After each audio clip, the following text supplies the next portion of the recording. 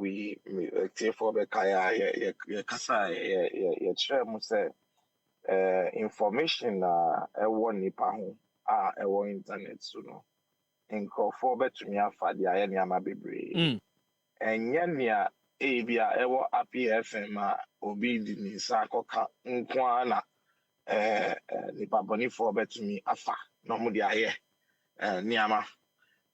In the age of AI, we are dealing with a lot of speed. Yeah, well, BB, I friend a large language module, or more use AI to say Chat GPT, Nico Pilot, Nissan. They are all experiencing the speed of large language. To me, boa, ama, yet to me, yes, and designing them platforms, for the sort of, if you like, negative actions. It was designed for us to get value out of it. ABA research, ABA with Juma, these things to be more effective. Just like every other thing, so we have these large language modules. They leverage on them. And Tiwafa Desmond picture. Obekwa compare AI tool to say Mid Journey and now say any other automated video making tool. One man instructions, no AI money your friend prompt just like you speak. So when I give you instructions, you act. Or you act. I persuade you or you act. In AI terms, we do what we call prompting. And the prompting and no na omubefa so na afedie omudia I catch AI say and I see me person onye no say obi a wakọ wiade na ye video mami ne saka or the AI na betumi push what we call mass production. It is to say gender based violence and say harassment is part of gender based violence. And things like rape threats and I say what they call misogynism. All these things, the AI platforms, having access to the little data they have about you to create some of these things. Yeah, well, maybe I have hyper personalization. Now, what they do is they go off the internet and then they scrap or they scrape data that is on the internet to say, Ubayo, we be out buy your to LinkedIn. We are journalists. We are journalists. We are with you into data or LinkedIn no more name no LinkedIn to say Facebook, but it's for business people. And I say when you want to have a professional outlook. Until they go to all these places and they script the information. Sometimes TV stations, radio stations, and now journalistic platforms they try to also project their team. Until they will put them on some of these platforms. Now, through tools now, they go on these platforms and then they do what we call web scraping.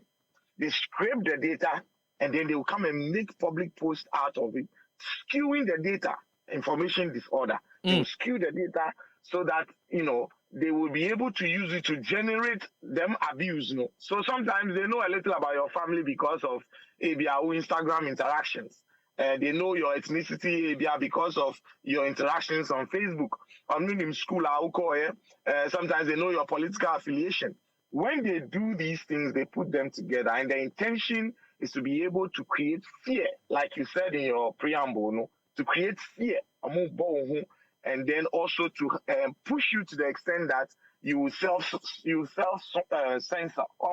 One Kasano, you stay off that particular topic you are bringing attention to. The platforms media, and like I said, they were not originally designed for these things. But Nipa Bonifo, Omo who said, met to me cry, you should wait. The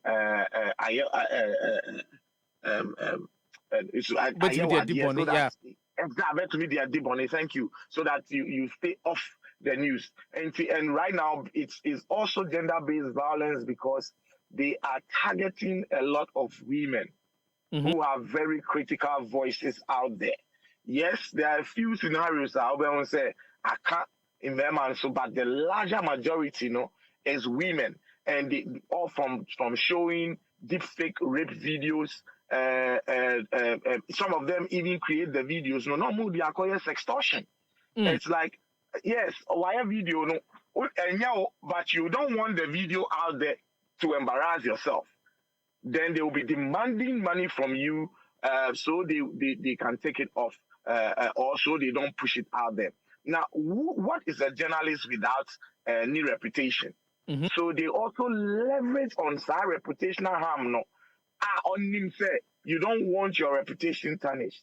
And these deepfakes are essentially videos or images or voice that has been made in your likeness. Oh, using AI platforms.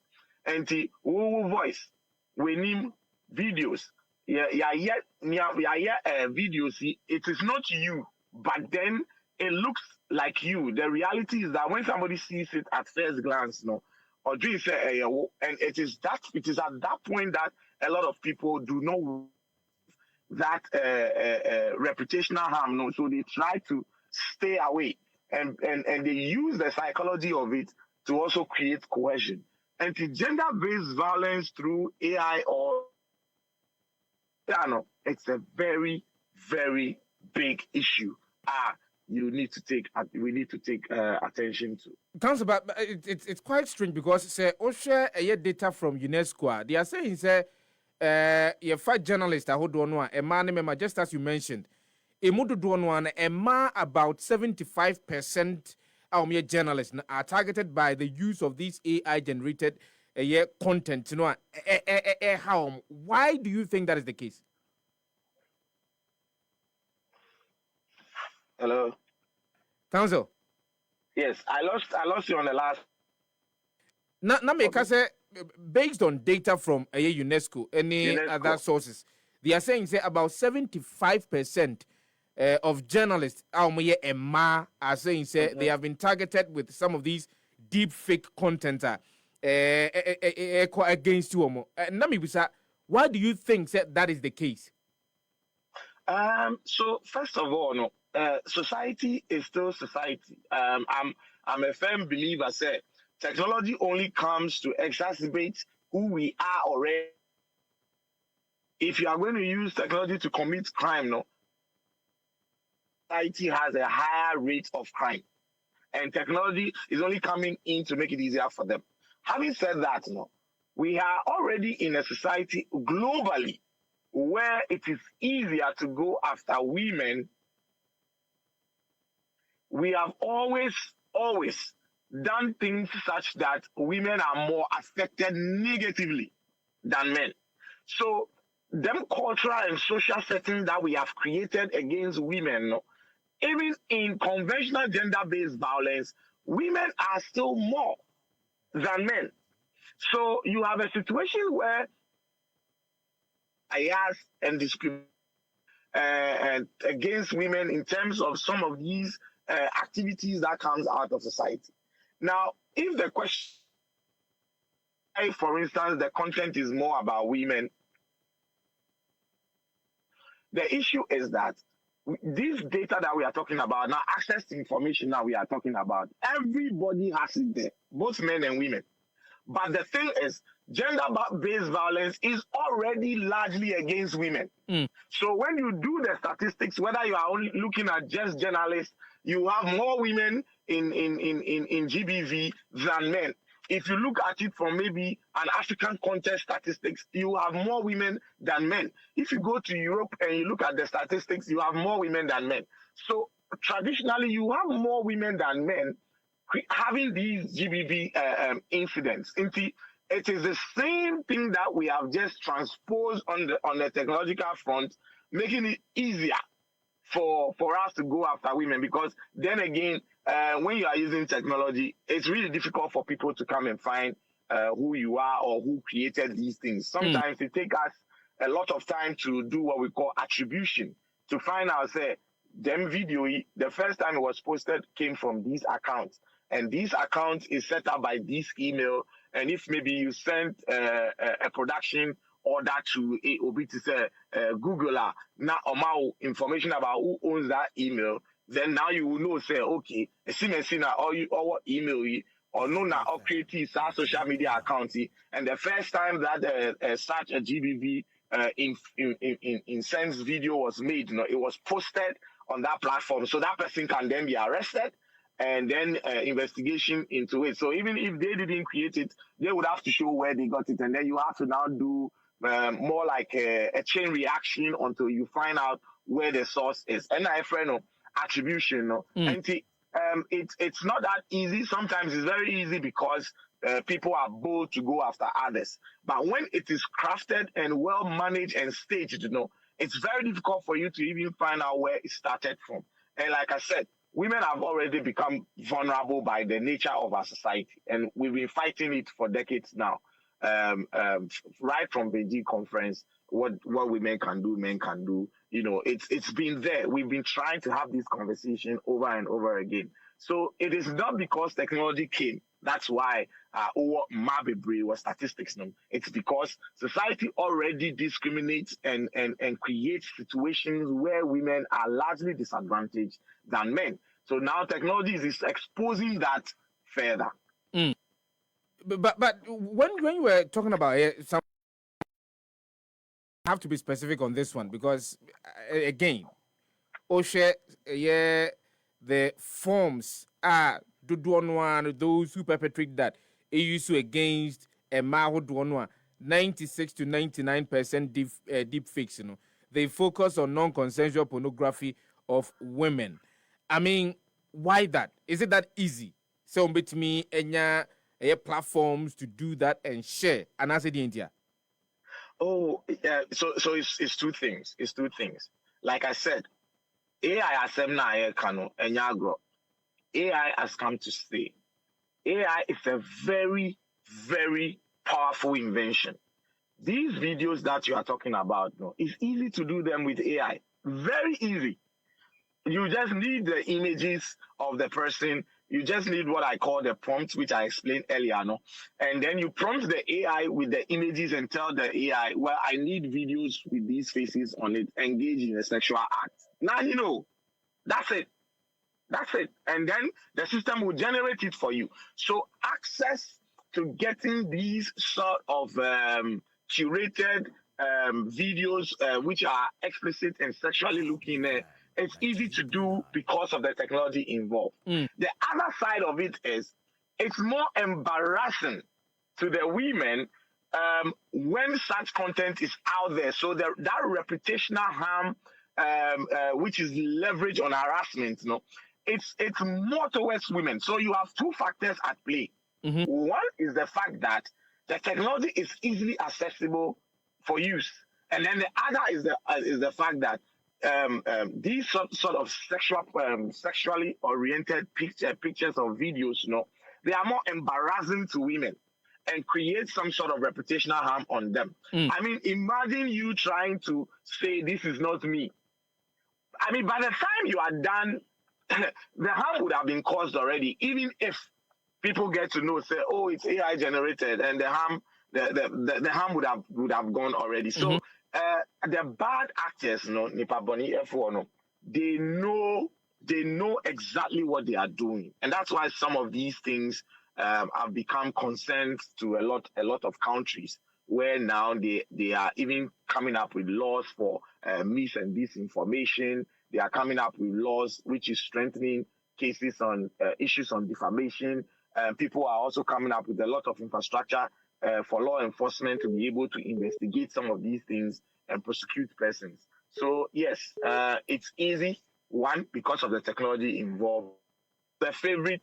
Two, because of the targets, which is women, who would easily be embarrassed by some of these things. But then, if your companies are almost sa enemy a babontine, so one would ask, say, can't we hold some of these companies accountable? Can't the companies also come up and say, look, because we have realized over a period of time, say, people are using our platforms for some of these acts are M1.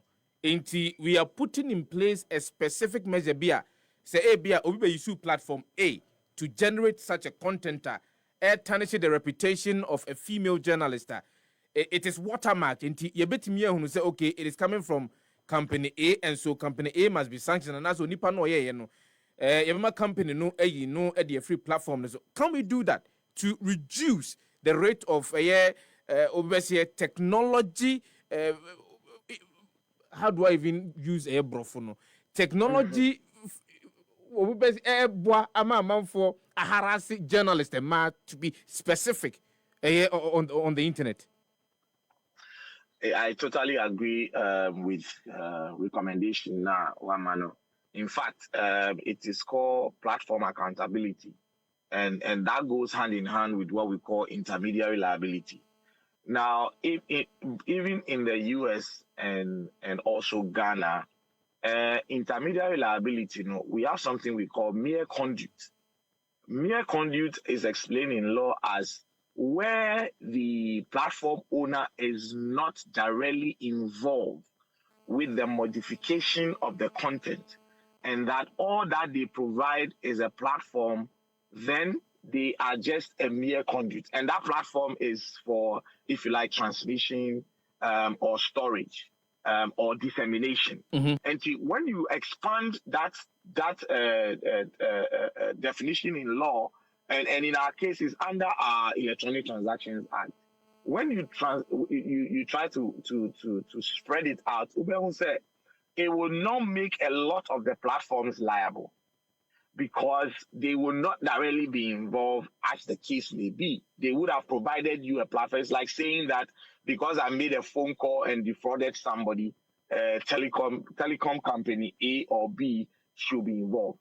At best, what the telecom companies would do is to provide the necessary means of assistance because they are intermediaries through which that communication have gone through. And that's why you have police issuing warrants requesting for CDRs, call data records on persons, and sometimes even cell tower records on persons, just to be able to identify and in some cases triangulate to find out Nipa Bang na or yes, and all that it's allowed. So there's a bit of a legal regime you need to beat to be able to get to the point where you say a platform is liable because somebody used it. The test is that platform should have been actively involved.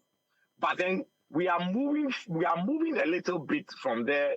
For instance, in the EU, they are advocating for even where there is a passive involvement where the platform should have had control. That is called platform accountability. Mm-hmm. And you made one point about watermark.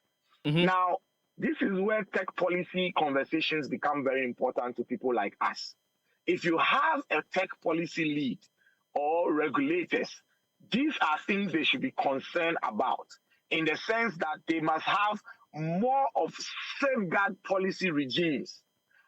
It ensures that when people, platform owners, no matter where they are in the world, when they are disseminating or allowing use of their platforms through your jurisdiction now, certain key safeguard factors will be in there, so that when those factors are not in there, it will be easier to create that liability that we want to create on the platforms because we think it is their platforms, right? When I build a house, I'm not going to get arrested because I built a house. Mm-hmm. If I put a tenant in there, all the tenancy requirements will say things about they not using it for illegal acts and all that. Mm-hmm. But then when a tenant who stays in my property is a prostitute, and I don't know about it, and they occupy that place and technically use it as a brothel, it is when it comes to my notice, or what the law says, reasonable notice. I should have known, said this is happening by virtue of my proximity to the property or something. That is when I become liable for what has happened in my property, which I stood by. You see, so we already have a structured conventional way by which we apply our laws, which is similar to how technology laws are also applied when it comes to liability. When we are not able to fuse the two, from a policy and regulatory perspective, I mean, I'm not talking about just passing laws. Sometimes even the passage of the laws make matters worse. You need to have a hold on the regulatory regime through appropriate safeguard measures, which will allow platform owners and service providers to understand that in this jurisdiction, I need to have A, B, C, D in place before I can deploy my solutions into that jurisdiction to ensure that people are not violating the platform. And that's why all these platform rules and guidelines also come from. Council, we cannot have this conversation without the Ghana Journalists Association being a part of this conversation. And let me remind the listeners, say, Vice President of the Ghana Journalists Association, Uniaba Rebecca Ekpe, is also on the line. But I think that I would want to wrap up with you. Na mako Uniaba Rebecca and China Mino Aqua, because she is in the field. She's in practice. But so the platform accountability, the interface that it should have with a policy implementation. Any kind of fast bit me this Eddie Jumano. From the global perspective to the local perspective, kwambe bit me afaswa. You bet me the NCC at least two. Eddie Gua Kwamu said ye beya. Sa nyambran samwa nipa bie edie editia ema a omoyen sentrefo enwono anu betimi abrasie. Okay, so there are some few suggestions out there in a number of policy papers. I find them very interesting, and even though I can't discuss all, let me attempt to mention a few.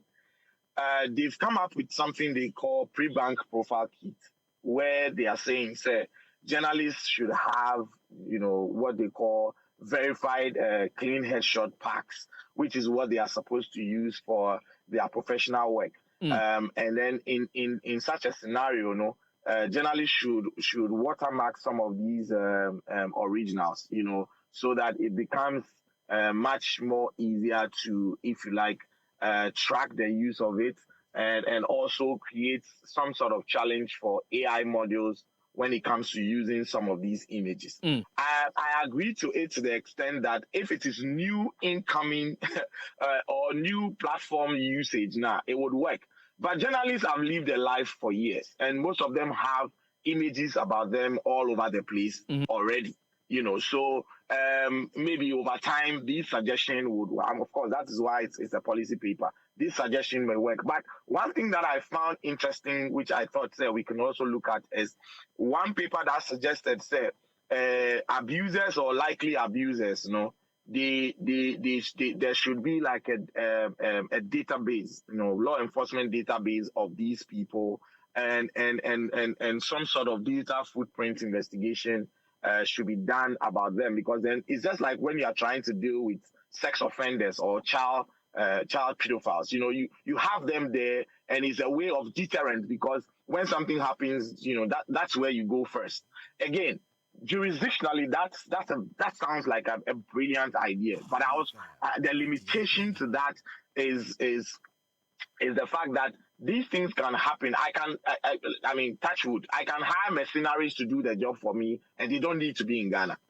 You understand? So that can also create a problem. But I think I understand the general position of these. Like I said, there are a number of them, but let me just stick to these two so I can wrap up.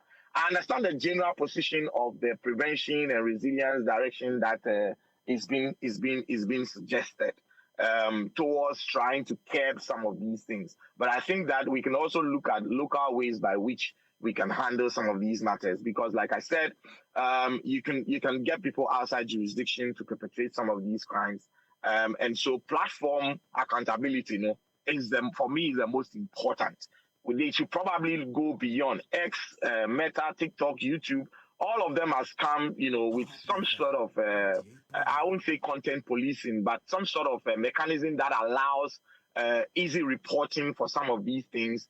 AI model platforms that are also providing some of these access, which creates the opportunity for bad actors to do what they do. They must also make an easy way of reporting some of these things, so that we can have them blocked, we can have takedowns, we can have a future filtering of some of these things and all that, because we will balance this activities against people's rights to freedom of expression and all that, so that platforms will also not ordinarily becomes tools for censorship.